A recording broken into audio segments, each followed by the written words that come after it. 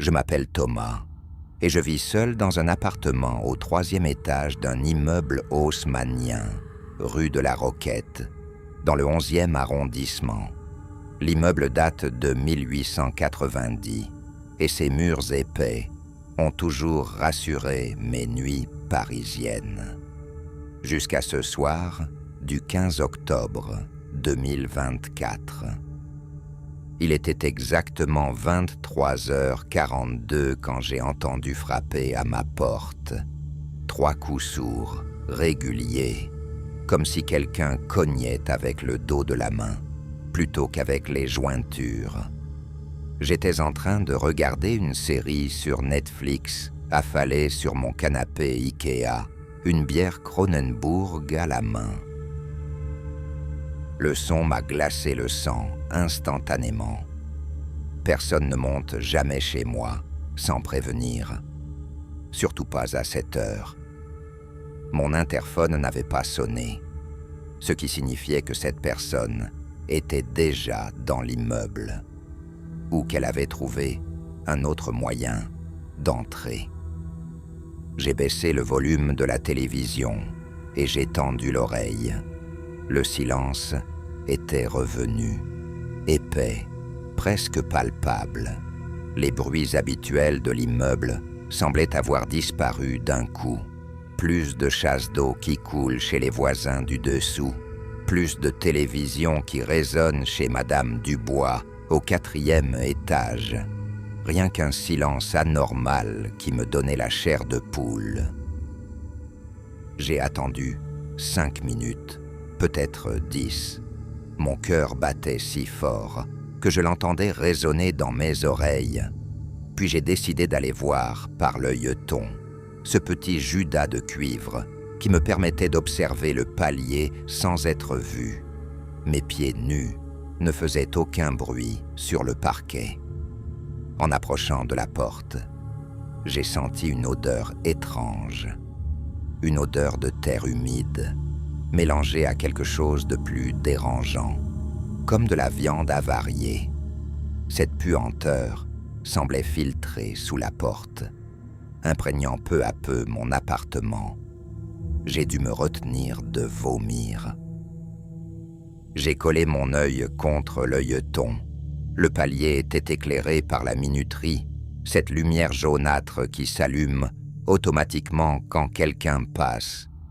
Mais il n'y avait personne, absolument personne. Pourtant, l'odeur continuait de s'intensifier, comme si la source se trouvait juste derrière ma porte. C'est alors que j'ai remarqué quelque chose d'anormal sur le paillasson des Martineaux, mes voisins d'en face. Il y avait des traces sombres, comme des empreintes de pieds boueux, qui menait de l'escalier jusqu'à ma porte. Ces traces étaient fraîches, encore humides, et elles se terminaient exactement devant chez moi. La minuterie s'est éteinte d'un coup. Le palier a plongé dans l'obscurité totale. Dans le noir complet, j'ai entendu un léger grattement, comme des ongles qui raclent doucement contre le bois de ma porte. Le son était à peine perceptible, mais il était là, constant, hypnotique. Quelqu'un ou quelque chose était effectivement de l'autre côté. J'ai reculé d'un pas, puis de 2. Mon dos a heurté la console de l'entrée et un cadre photo est tombé, se brisant sur le carrelage avec un bruit sec qui a résonné dans l'appartement comme un coup de feu.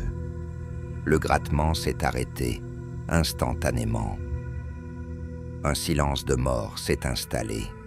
Plus aucun bruit, plus aucun mouvement.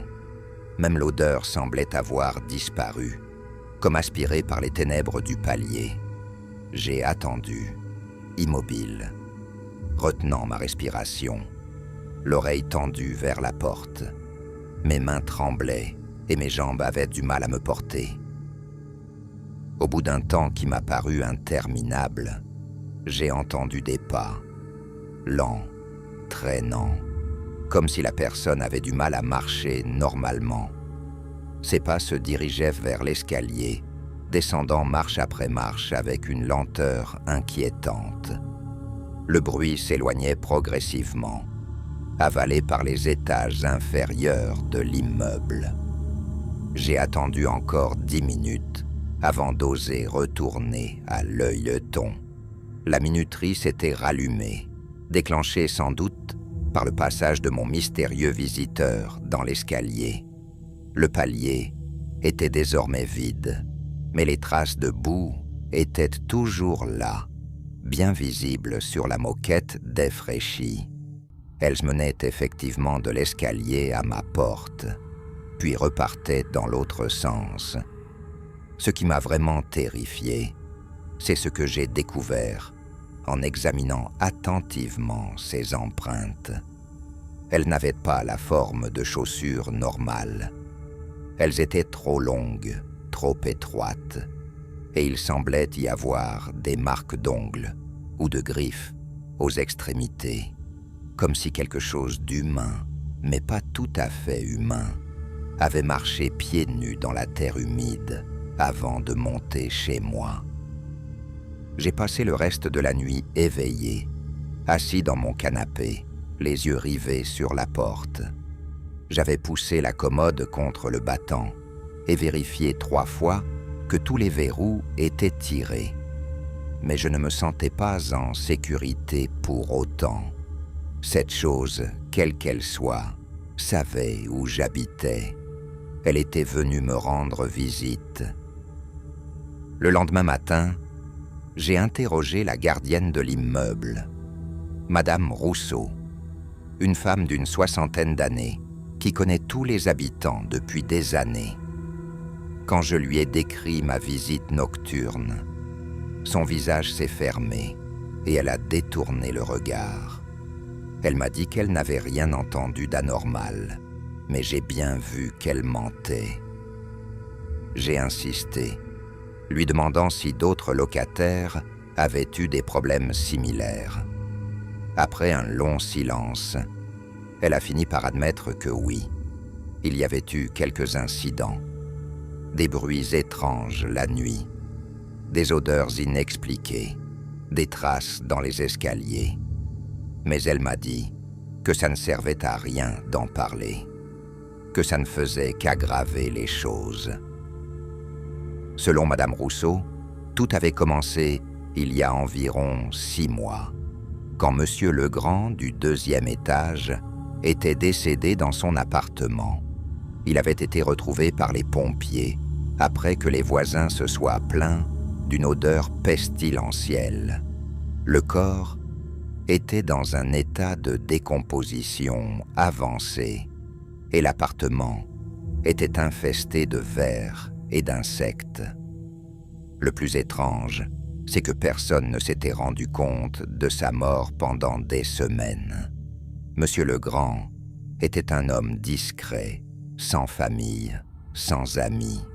Il ne sortait pratiquement jamais de chez lui, et ses seules sorties consistaient à aller chercher ses courses chez Monoprix. La gardienne elle-même n'avait pas remarqué son absence. Après l'enlèvement du corps et la désinfection de l'appartement, des choses bizarres avaient commencé à se produire dans l'immeuble. D'abord, des locataires avaient signalé des bruits de pas dans les couloirs, toujours la nuit, toujours aux alentours de minuit. Puis étaient venues les odeurs, cette puanteur de décomposition qui semblait flotter dans l'air sans origine identifiable. Madame Rousseau m'a confié que 3 familles avaient déjà déménagé à cause de ces phénomènes inexpliqués. Les Moreau du 1er étage étaient partis après avoir trouvé leur porte d'entrée couverte d'une substance brunâtre et visqueuse un matin. Les petits du 5e avaient plié bagages quand leur fils de 8 ans avait commencé à parler d'un monsieur tout gris qui venait lui rendre visite la nuit. J'ai voulu en savoir plus sur Monsieur Legrand. Madame Rousseau m'a raconté qu'il habitait l'immeuble depuis plus de 20 ans. C'était un homme étrange, toujours vêtu de noir, qui ne parlait jamais à personne. Il recevait très peu de courriers, jamais de visites, et ses seules sorties avaient lieu en fin d'après-midi, quand la lumière du jour commençait à décliner. Les rares fois où la gardienne l'avait croisé dans l'escalier, elle avait été frappée par son regard, des yeux très pâles, presque translucides, qui semblaient voir à travers les gens. Il avait une démarche particulière, aussi lente et saccadée, comme s'il avait du mal à coordonner ses mouvements. Et il dégageait toujours cette même odeur de terre humide que j'avais sentie la nuit précédente. Plus troublante encore, Madame Rousseau m'a avoué qu'elle n'était pas certaine que Monsieur Legrand soit vraiment mort. Oh, il y avait bien eu un corps dans son appartement, un corps en décomposition que les pompes funèbres avaient emmené. Mais depuis, elle avait parfois l'impression de le voir dans l'immeuble, toujours du coin de l'œil, toujours dans les zones mal éclairées. Cette révélation m'a donné froid dans le dos. Et si mon visiteur nocturne était en réalité Monsieur Legrand, mais comment expliquer qu'un homme mort depuis 6 mois puisse encore marcher, frapper aux portes, laisser des traces boueuses sur le sol? Ces questions tournaient en boucle dans ma tête sans que je puisse trouver de réponse rationnelle. J'ai décidé de mener ma propre enquête. Le soir même, je me suis posté dans l'escalier vers 23 heures, armé d'une lampe torche et d'un appareil photo. J'avais l'intention de découvrir une bonne fois pour toutes qui ou quoi hantait notre immeuble. Mon cœur battait la chamade, mais j'étais déterminé à élucider ce mystère. L'attente a duré près d'1 heure. L'immeuble s'endormait peu à peu. Les dernières lumières s'éteignaient derrière les portes. Les derniers bruits de télévision se taisaient. Un silence épais s'installait, troublé seulement par le tic-tac de l'horloge du hall d'entrée. J'étais tapi dans l'angle mort de l'escalier, entre le 2e et le 3e étage. Puis, vers 00h15, j'ai entendu le bruit. Un grincement métallique venant du sous-sol, comme si quelqu'un ouvrait la porte de la cave. Ce bruit était suivi de pas lents, traînants, qui montaient de l'escalier marche après marche. Mon sang s'est glacé dans mes veines quand j'ai réalisé que ces pas se dirigeaient vers les étages supérieurs. J'ai allumé ma lampe torche et j'ai braqué le faisceau vers l'escalier. Ce que j'ai vu m'a paralysé de terreur. Une silhouette humaine, mais déformée, gravissait les marches avec des mouvements saccadés et contre nature. Cette chose portait les restes d'un costume noir, désormais en lambeaux et souillé de terre et de moisissures. Son visage était le plus horrible. La peau était d'un gris verdâtre, parcouru de veines noires et gonflée par endroits. Les yeux étaient enfoncés dans les orbites, mais ils brillaient d'une lueur blanchâtre dans l'obscurité. La bouche était entr'ouverte, laissant échapper un souffle rauque qui sentait la pourriture. C'était effectivement Monsieur Legrand, ou ce qu'il en restait. La créature a levé les yeux vers moi quand le faisceau de ma lampe l'a touchée. Elle s'est arrêtée net, penchant la tête sur le côté avec un geste d'oiseau. Puis elle a souri, dévoilant des dents noircies et des gencives purulentes. Ce sourire était plus terrifiant que n'importe quel cri ou grognement. Il exprimait une intelligence malveillante, une conscience perverse de ce qu'elle faisait. J'ai voulu crier, mais aucun son n'est sorti de ma gorge. Mes jambes refusait de bouger, comme si mes pieds étaient cloués au sol. La créature a recommencé à monter, fixant sur moi ce regard de mort qui me glaçait jusqu'aux os. Elle semblait prendre plaisir à ma terreur, savourant chaque seconde de ma paralysie. Quand elle est arrivée à ma hauteur, l'odeur de décomposition était si forte que j'ai eu un haut-le-cœur. Elle s'est arrêtée à moins d'1 mètre de moi, penchant toujours la tête de ce côté inquiétant.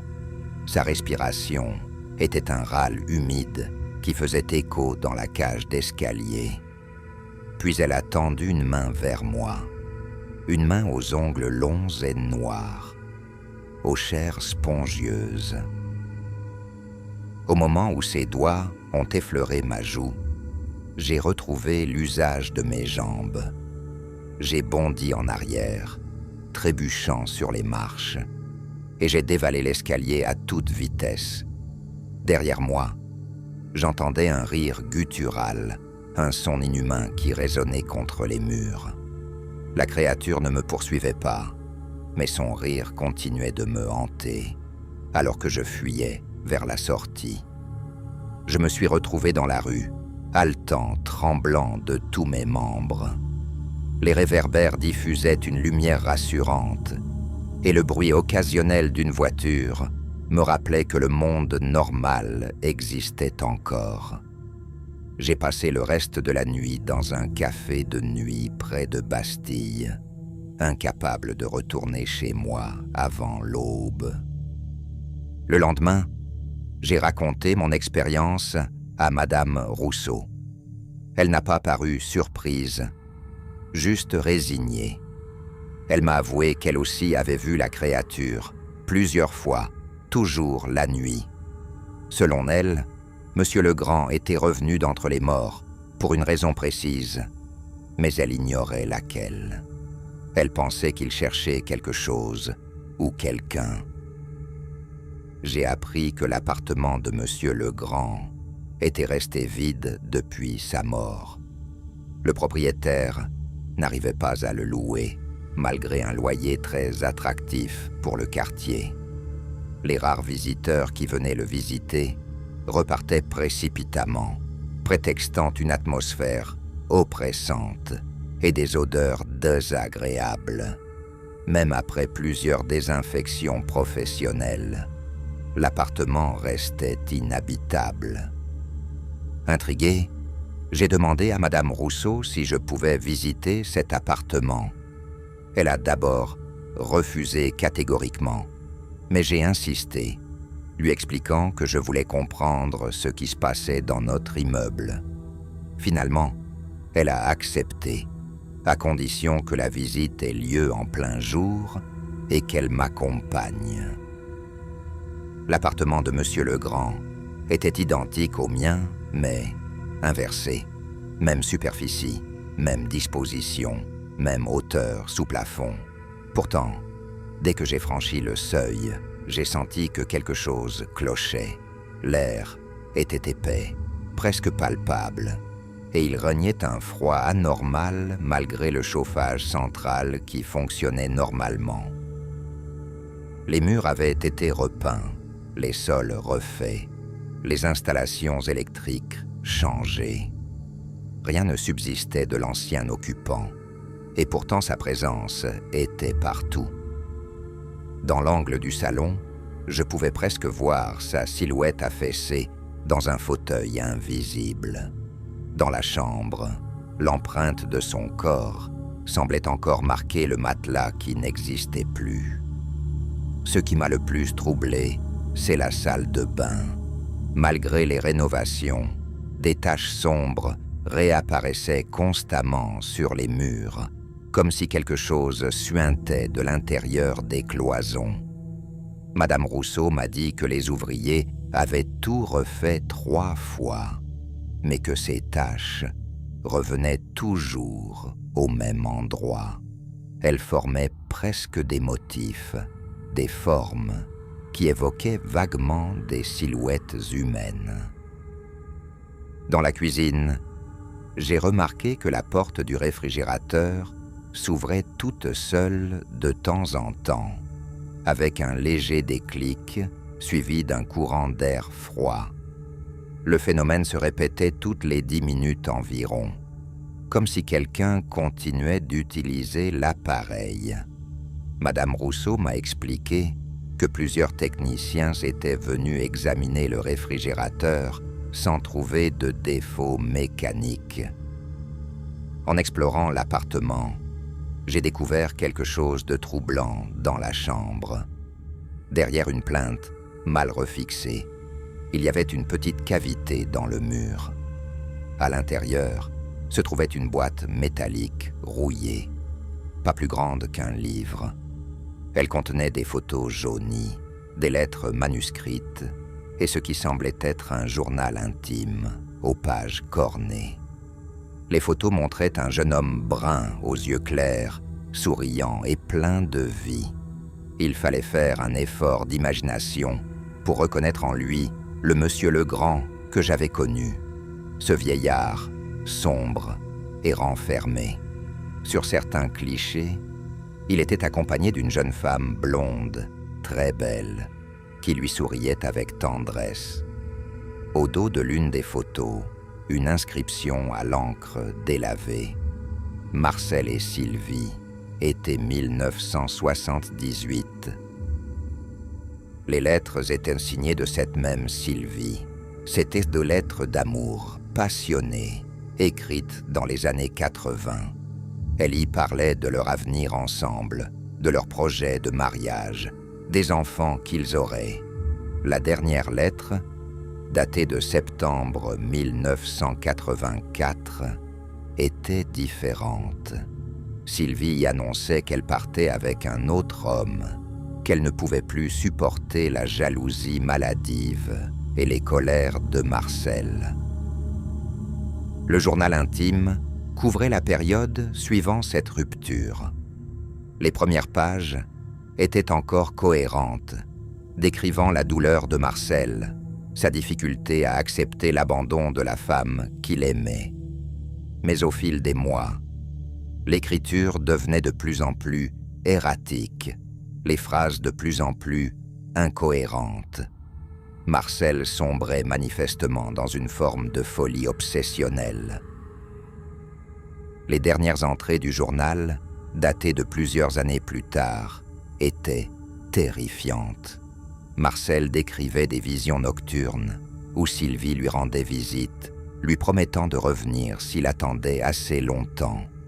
Il parlait de rituels qu'il pratiquait pour la faire revenir, de sacrifices qu'il offrait aux forces obscures. L'écriture était devenue tremblante, presque illisible par endroits.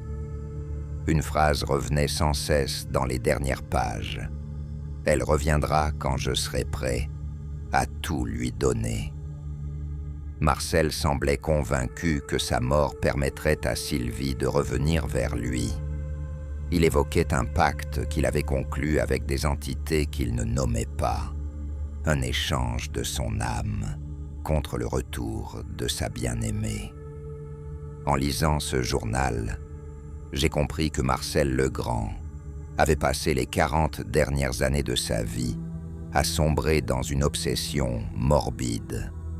Il s'était coupé du monde, transformant son appartement en sanctuaire dédié à une femme qu'il avait quittée depuis des décennies. Sa mort n'avait été que l'aboutissement logique de cette dérive vers les ténèbres. Mais le plus inquiétant, c'est que son plan semblait fonctionner. D'après ce que j'avais lu, Marcel pensait que sa mort lui donnerait le pouvoir de ramener Sylvie. Et si les phénomènes étranges qui se produisaient dans l'immeuble n'étaient que le début de son grand œuvre, si la créature que j'avais vue dans l'escalier était effectivement en train d'accomplir ce rituel posthume. J'ai montré le journal à Madame Rousseau. En le lisant, son visage s'est décomposé et elle a murmuré quelque chose à propos d'une malédiction. Elle m'a avoué qu'elle soupçonnait depuis longtemps que M. Legrand pratiquait des choses inavouables dans son appartement. Des locataires s'étaient parfois plaints d'odeurs d'encens et de chandelles brûlées, de chants étranges qui résonnaient la nuit. Nous avons quitté l'appartement en emportant la boîte métallique. Madame Rousseau voulait la détruire, persuadée qu'elle était liée au phénomène surnaturel. Mais j'ai insisté pour la garder, pensant qu'elle pourrait m'aider à comprendre ce qui se passait vraiment. C'était peut-être la clé pour mettre fin au cauchemar que vivait notre immeuble. Cette nuit-là, j'ai décidé de rester éveillé pour observer ce qui se passerait. J'avais barricadé ma porte avec des meubles et disposé des miroirs dans l'entrée pour pouvoir surveiller le palier sans m'exposer directement. J'avais aussi préparé de l'eau bénite récupérée à l'église Saint-Ambroise, même si je n'étais pas certain de son efficacité. Vers minuit, les phénomènes ont commencé. D'abord, une odeur de rose fanée s'est répandue dans l'appartement, recouvrant progressivement la puanteur habituelle de décomposition. Cette odeur était mentionnée dans le journal de Marcel. C'était le parfum que portait Sylvie, celui qu'il avait tenté de recréer pendant 2 années après son départ. Puis j'ai entendu des pas dans l'escalier, mais cette fois, ils étaient différents, légers, féminins, avec le bruit caractéristique de talons hauts sur les marches de pierre. Ces pas montaient lentement, s'arrêtant à chaque palier, comme si la personne hésitait sur la direction à prendre. Mon cœur s'est mis à battre plus vite quand j'ai réalisé qu'il se dirigeait vers le 3e étage. Dans le miroir que j'avais disposé face à l'œilleton, j'ai vu une silhouette féminine apparaître sur le palier. C'était une femme blonde, vêtue d'une robe blanche qui semblait flotter autour d'elle. Son visage était d'une beauté saisissante, mais il y avait quelque chose d'irréel dans ses traits, comme si elle était faite de brume plutôt que de chair. C'était Sylvie, ou plutôt l'image que Marcel s'en était faite. L'apparition s'est dirigée directement vers l'appartement de Marcel, au 2e étage. Elle a massé sa main à travers la porte fermée à clé, comme si le bois n'existait pas pour elle. Un instant plus tard, j'ai entendu la porte s'ouvrir avec un déclic métallique. Sylvie avait pénétré dans l'appartement de son ancien amant. Ce qui s'est passé ensuite m'a terrorisé bien plus que toutes mes précédentes rencontres avec la créature de Marcel. J'ai entendu des voix venant de l'appartement du dessous, des murmures passionnés qui montaient à travers les cloisons. Marcel et Sylvie étaient réunis dans la mort, accomplissant enfin les retrouvailles que le vieil homme avait tant désirées. Mais ces retrouvailles n'étaient pas paisibles. Les voix sont montées en intensité, devenant des cris, des hurlements de rage et de douleur. Quelque chose de violent se déroulait dans cet appartement, une confrontation entre 2 âmes damnées qui se disputaient je ne sais quoi. Des bruits de meubles renversés, de verres brisés, de coups sourds contre les murs montaient jusqu'à mon appartement. Puis, soudain, le silence est revenu. Un silence si profond que j'en ai eu les oreilles qui bourdonnaient.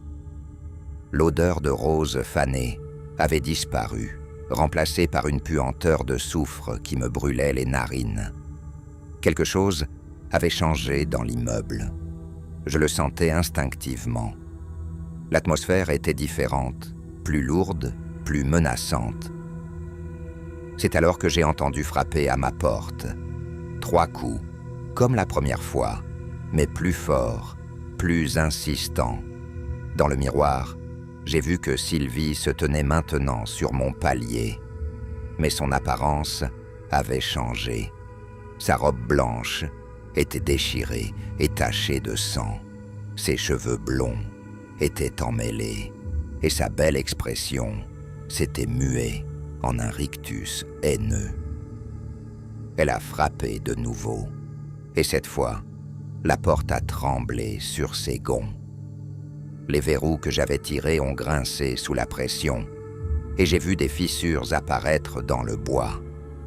Cette créature avait plus de pouvoir que Marcel, plus de violence aussi. Elle ne se contentait pas de gratter doucement à la porte. Elle voulait entrer de force. J'ai saisi la bouteille d'eau bénite et j'en ai aspergé l'entrée de mon appartement. Le liquide a grésillé au contact du sol, dégageant une vapeur blanchâtre. Les coups se sont arrêtés instantanément, remplacés par un sifflement de colère. Sylvie avait reculé, momentanément repoussée par la protection divine. Mais je sentais que ce répit ne durerait pas longtemps. Dans le miroir, je voyais l'apparition faire les 100 pas sur le palier, cherchant un autre moyen d'entrer chez moi. Elle a tenté de passer par la fenêtre de l'escalier, mais quelque chose l'en a empêchée, comme si elle était limitée aux espaces intérieurs de l'immeuble. Frustrée, elle s'est mise à hurler. Un cri strident qui a fait vibrer les vitres et résonner dans toute la cage d'escalier. Ce cri a réveillé d'autres locataires. J'ai entendu des portes s'ouvrir aux étages inférieurs, des voix inquiètes qui demandaient ce qui se passait. Madame Rousseau est sortie de sa loge, armée d'une lampe torche. Quand elle a braqué le faisceau sur le palier du 3e étage, Sylvie a disparu, comme si elle n'avait jamais été là. Le lendemain matin, plusieurs locataires se sont plaints de cauchemars particulièrement violents. Ils avaient tous rêvé de la même femme blonde qui tentait de s'introduire chez eux, les appelant par leur prénom, avec une voix de miel qui cachait une menace terrible. Ces rêves étaient si réalistes que certains s'étaient réveillés en sueur, persuadés que quelqu'un se trouvait effectivement dans leur chambre. Madame Rousseau m'a avoué qu'elle aussi avait fait ce rêve. Dans sa version, la femme blonde lui reprochait d'avoir permis la mort de Marcel, l'accusant de négligence et de manque de compassion. L'apparition menaçait de s'en prendre à tous les habitants de l'immeuble, tant que justice ne serait pas rendue pour la mort de son bien-aimé. J'ai compris que la situation était en train de s'aggraver. Marcel avait effectivement réussi à faire revenir Sylvie, mais cette version corrompue par des décennies d'obsession et de haine était bien plus dangereuse que le vieil homme décomposé. Elle avait des pouvoirs que Marcel n'avait jamais possédés, et elle semblait déterminée à terroriser tous les habitants de l'immeuble. Cette nuit-là, les phénomènes se sont multipliés dans tout l'immeuble. Des portes se sont ouvertes et fermées, toutes seules. Des lumières se sont allumées et éteintes, sans raison. Des objets ont bougé dans les appartements. Plusieurs locataires ont appelé la police, mais les agents qui se sont déplacés n'ont rien trouvé d'anormal. Les phénomènes cessaient dès qu'une personne extérieure pénétrait dans l'immeuble. Au petit matin, Madame Petit du 5e étage a été retrouvée inconsciente dans son lit, les cheveux complètement blanchis. Quand elle a repris connaissance à l'hôpital, elle était incapable de parler cohéremment. Elle répétait sans cesse le prénom Sylvie, en tremblant de terreur. Les médecins ont diagnostiqué un choc post-traumatique sévère, mais ils ne trouvaient aucune cause physique à son état. J'ai décidé qu'il fallait agir avant que la situation ne devienne incontrôlable. J'ai contacté le père Durand, le prêtre de Saint-Ambroise, et je lui ai expliqué ce qui se passait dans notre immeuble. Il a d'abord été sceptique, mais quand je lui ai montré le journal de Marcel et raconté les événements des derniers jours, son attitude a changé. Il m'a dit qu'il avait déjà eu affaire à ce genre de phénomène et qu'il acceptait de nous aider. Le père Durand est venu visiter l'immeuble le soir même, accompagné d'un autre prêtre plus âgé, le père Moreau, spécialiste des cas d'apparition et de possession. Dès qu'ils ont pénétré dans l'immeuble, ils ont senti la présence malveillante qui l'habitait. Le père Moreau m'a confié que l'atmosphère lui rappelait certains lieux qu'il avait dû exorciser par le passé. Nous avons d'abord visité l'appartement de Marcel. Les deux prêtres ont été impressionnés par l'intensité des phénomènes qui s'y produisaient. Les taches sur les murs de la salle de bain avaient encore évolué, formant maintenant des silhouettes distinctes qui semblaient bouger quand on les regardait de biais. Le réfrigérateur s'ouvrait maintenant toutes les minutes et l'air de l'appartement était devenu si froid que notre respiration formait de la buée. Le père Moreau a diagnostiqué une infestation spirituelle grave, causée par des années de pratiques occultes. Selon lui, Marcel avait effectivement conclu un pacte avec des forces démoniaques pour faire revenir Sylvie. Sa mort avait activé ce pacte, permettant à une entité malveillante de prendre l'apparence de la femme disparue. Cette créature se nourrissait de la peur et de l'énergie vitale des habitants de l'immeuble. Le prêtre m'a expliqué que ce genre d'entité ne pouvait être détruite que par un rituel d'exorcisme très particulier qui nécessitait la destruction complète de tous les objets ayant appartenu aux défunts. Il fallait aussi que tous les habitants de l'immeuble participent à une cérémonie de purification, faute de quoi l'entité pourrait s'attacher à l'un d'entre eux et continuer ses méfaits ailleurs. Nous avons prévu de mener cette opération le lendemain soir, quand tous les locataires seraient rentrés du travail. Le père Moreau a passé la journée à préparer les objets nécessaires: eau bénite, encens, croix consacrée, et surtout un livre de rituels d'exorcisme qu'il gardait précieusement dans un coffre de l'évêché. Il m'a aussi demandé de rassembler tous les affaires de Marcel que nous avions trouvées.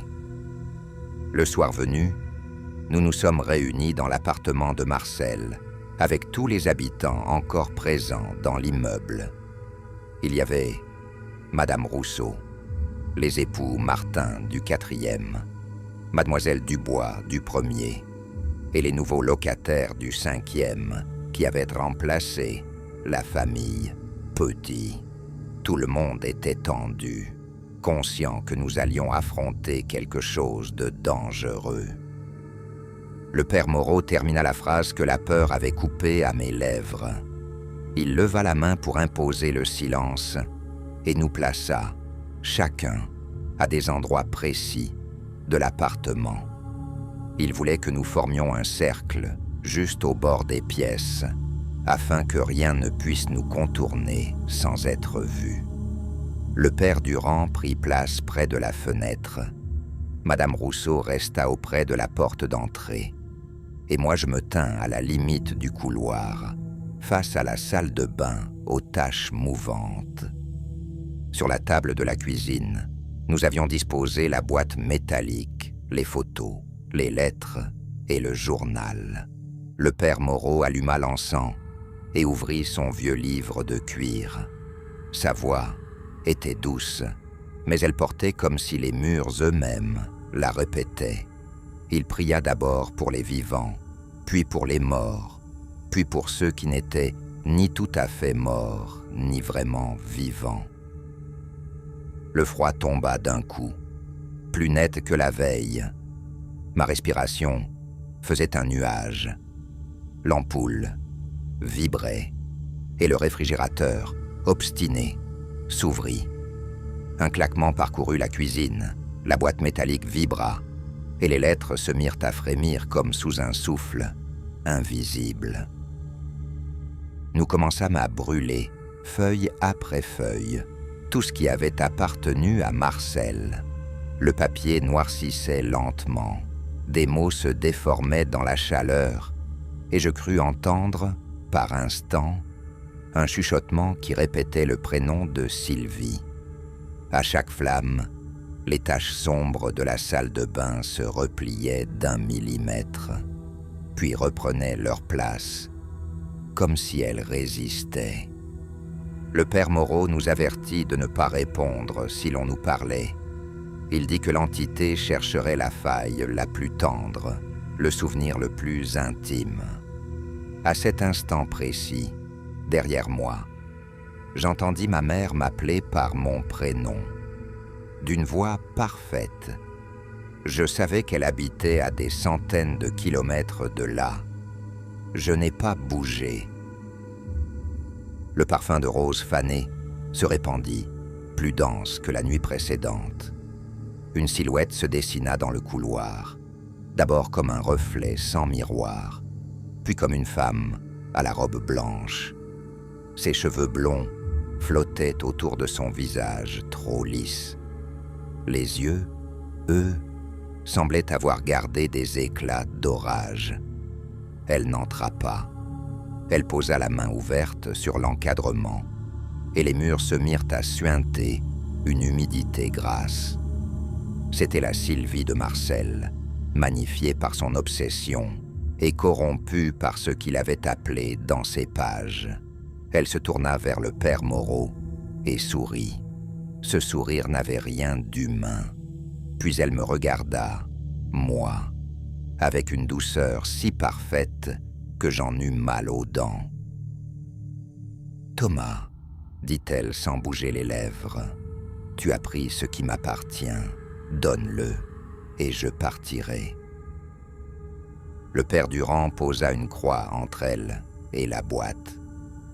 Le métal grésilla. La robe de l'apparition se tacha d'un rouge-brun à la hauteur du cœur, comme si une plaie invisible s'ouvrait au rythme des prières. Elle ne cria pas.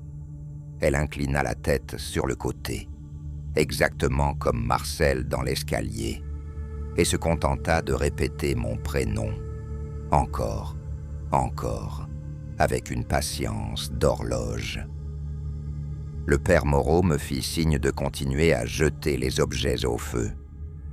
Les photos se tordirent, les lettres flambèrent, et quand je saisis le journal, l'air vibra comme autour d'une route écrasée de chaleur. Une odeur de terre humide et de soufre s'éleva si puissante que j'en eus les larmes aux yeux. J'ouvris le journal au hasard. Sur la dernière page, la phrase que j'avais lue se répétait, griffonnée à l'infini.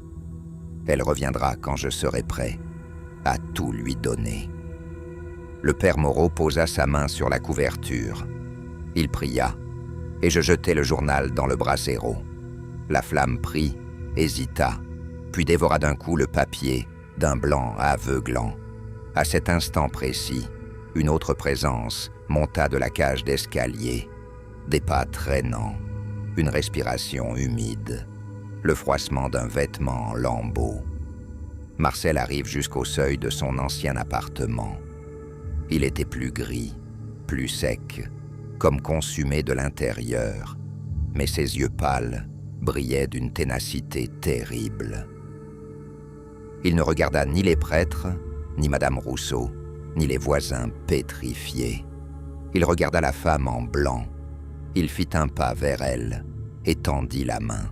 Sa voix sortit comme un souffle frotté de sable.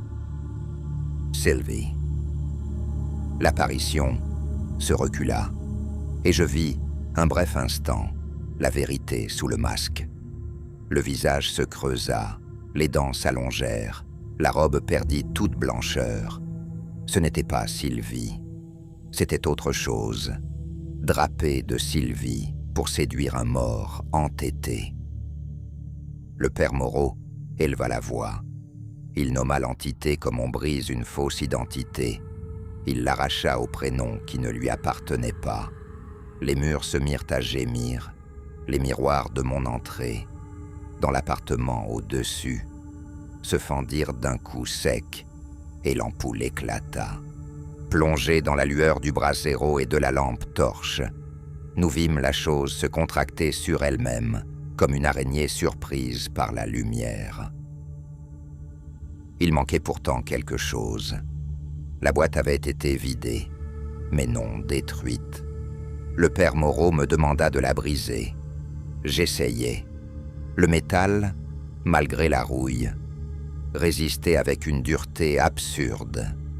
Les coups résonnaient dans l'appartement, répétés par la cage d'escalier, comme si d'autres mains frappaient en écho. Alors Marcel fit un second pas. Ses doigts noirs se crispèrent sur l'air. Pour la première fois, il me regarda. Il y eut, dans ses yeux, l'ombre d'un remerciement muet, puis il se tourna vers la boîte, posa sa paume, rongée sur le couvercle, et laissa tomber sa main, comme on donne un consentement. Le métal se fissura, une fente fine courut d'un coin à l'autre, et un souffle glacé s'en échappa, si froid qu'il coupa la flamme une seconde entière. Le père Durand jeta de l'eau bénite. La vapeur se leva, blanche, hurlante. L'entité recula d'un seul bond, heurta le mur de la salle de bain, et les silhouettes des taches, d'ordinaire mouvantes, se figèrent comme des insectes pris dans la résine. Le père Moreau cria de continuer. J'empoignai la boîte, je la jetai dans le feu. Ce fut long comme un battement de paupières et interminable comme une nuit sans fin. La boîte se tordit. La peinture éclata en vésicules et un cri sans bouche remonta du métal. Les fenêtres tremblèrent, les portes du palier s'ouvrirent en même temps et de la cage d'escalier monta l'écho d'une foule inexistante. L'odeur de rose se brûla elle-même et laissa place au froid sec d'un matin d'hiver. Puis tout s'arrêta. Le silence revint, non pas le silence gonflé d'angoisse, mais celui, clair, des appartements fatigués après une longue journée. On entendit, très loin, une chasse d'eau, puis une télévision, puis un enfant qui pleurait pour des raisons ordinaires. La lumière se fixa, le réfrigérateur cessa d'insister. Sur le sol, la boîte n'était plus qu'une plaque noire et informe. Marcel, lui, demeura une seconde à l'entrée. Il n'était plus qu'un contour usé par la lumière. Il chercha l'apparition du regard, ne la trouva pas, et s'attarda vers nous, avec une lenteur presque humble. Ses lèvres remuèrent sans son. Peut-être disait-il merci, peut-être au revoir. Puis il se dissipa, grain par grain, dans un courant d'air qui ne fit même pas bouger les rideaux. Nous restâmes là, sans parler, longtemps. Le père Moreau ferma son livre. Le père Durand fit un signe de croix. Madame Rousseau sanglotait à petits coups secs, comme on se réchauffe les mains. Quand nous sortîmes dans le couloir, la moquette n'avait plus de traces. Le palier sentait l'encaustique, et la minuterie tintinabula avant de s'éteindre, docile, à sa façon.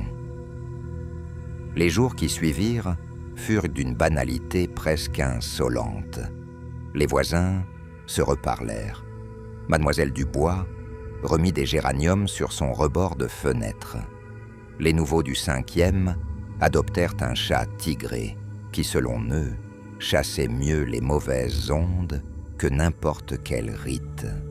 On plaisanta même au courrier sur la vieille histoire de la rue de la Roquette, comme si l'on parlait d'une légende de quartier. Pourtant, la nuit, il m'arrivait encore d'écouter trop longtemps le bruit de l'horloge du hall. Un souffle de froid passait parfois sous ma porte, venu d'on ne sait où. Je me souvenais alors du sourire de l'apparition, de sa façon de prononcer mon prénom sans lèvres. Et je me rappelais ce que le père Moreau m'avait soufflé en partant. Ce genre d'entité s'attache moins aux murs qu'aux habitudes. Un soir, je descendis à la cave. Je voulais vérifier la vieille porte métallique qui grinçait la première nuit. Elle était close, sèche, sans trace. Je remontais, apaisé par cette normalité solide. Arrivé sur mon palier, j'arrêtai mon pas. Le miroir que j'avais laissé dans l'entrée, fendu lors du rituel, renvoyait mon reflet en deux moitiés. Derrière moi, rien. Devant, seulement mon visage pâle, doublé par la fracture du verre. Je posai la main sur la commode et sentis un objet oublié entre deux chiffons. Une photo. Je ne l'avais jamais vue. On y voyait un jeune homme brun et une femme blonde au bord d'une rivière. Au dos, une encre délavée, une écriture simple. Marcel et Sylvie, été 1979. Je restai longtemps à regarder la jeune femme. Elle souriait avec douceur, et ce sourire était humain. Je remis la photo dans une enveloppe et je descendis trouver Madame Rousseau. Nous décidâmes de la porter à l'église Saint-Ambroise, avec la plaque noircie de la boîte. Le père Durand nous reçut dans la sacristie et rangea le tout dans un tiroir discret. Il dit que les vivants ont parfois besoin de preuves et que les morts, eux, n'en ont plus. Cette nuit-là, je dormis d'un sommeil sans rêve. Au cœur de ce sommeil, quelque part, entre deux respirations, j'entendis malgré tout un bruit, fragile et presque tendre. 3 coups, posés comme on toque, avant d'entrer. Je ne me réveillais pas. Le matin, la porte était intacte, le parquet tiède, l'air clair. J'allais à l'œilleton, par habitude. Il n'y avait personne, sinon la lumière jaune de la minuterie et la moquette redevenue banale. Je refermai, et pour la première fois depuis des semaines, je sus que mon appartement m'appartenait à nouveau. Les murs me semblaient de nouveau épais, rassurants, capables d'absorber les nuits parisiennes. Je bus un café en regardant la rue s'éveiller, les volets qui se lèvent, les vélos qui grincent, la ville qui revient à sa propre histoire. Si quelque chose hante encore l'immeuble, ce n'est plus une femme en blanc, ni un vieil homme en noir. Ce sont des gestes, des phrases inachevées, des regards au coin des miroirs, des choses qu'on peut apprivoiser avec de la lumière, du café bien chaud et des voisins qui disent bonjour. Quant à la boîte, elle n'existe plus. Et si parfois une odeur de rose fanée flotte dans la cage d'escalier, elle ne reste jamais. Elle passe comme passent les parfums qui n'ont plus de corps pour les porter. Je m'appelle Thomas et je vis seul au 3e étage. L'immeuble a retrouvé son souffle. Les nuits sont à nouveau parisiennes. Et quand la minuterie s'éteint, on n'entend plus qu'un silence normal traversé par la vie.